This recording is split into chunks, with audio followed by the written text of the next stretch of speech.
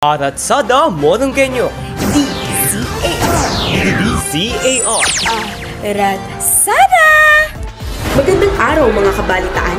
Heto na naman tayo para sa inyong araw-araw na usapin. Ngayong araw, pag-uusapan natin ang pinakabagong usapin sa mundo ng pageantry, ang kontrobersya sa Miss Universe 2025. Tunay ngang mainit ang usapin, lalo na matapos ideklarang panalo ang kandidata mula sa Mexico, si Fatima Bosch, na agad nagdulot ng malawak na reaksyon mula sa publiko at ilang insiders ng pageant.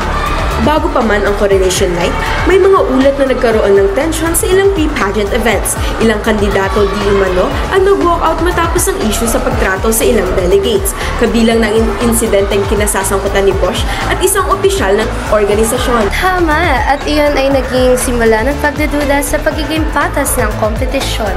Marami ang nagsasabing dapat sanay mas malinaw at pantay ang pamamahala sa lahat ng kalahok. Pagdating sa mismong coronation nang iproklama si Bosch bilang Miss Universe 2025, agad din bumuhos ang mga panghuhusga. May mga nagsasabing tila may kakaiba sa proseso ng panghuhusga.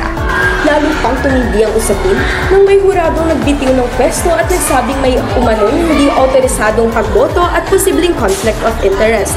Dahilan para mas dumami ang tanong tungkol sa integridad ng resulta.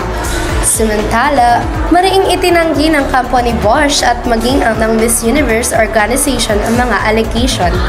Giit nila, transparent ang proseso at panghuhusga ng naaayon sa opisyal na patakaran.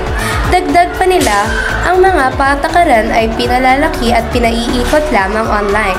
Kaya hinihikayat nila ang publiko na huwag basta-bastang maniniwala hanggat walang opisyal na investigasyon o matibay na ebidensya.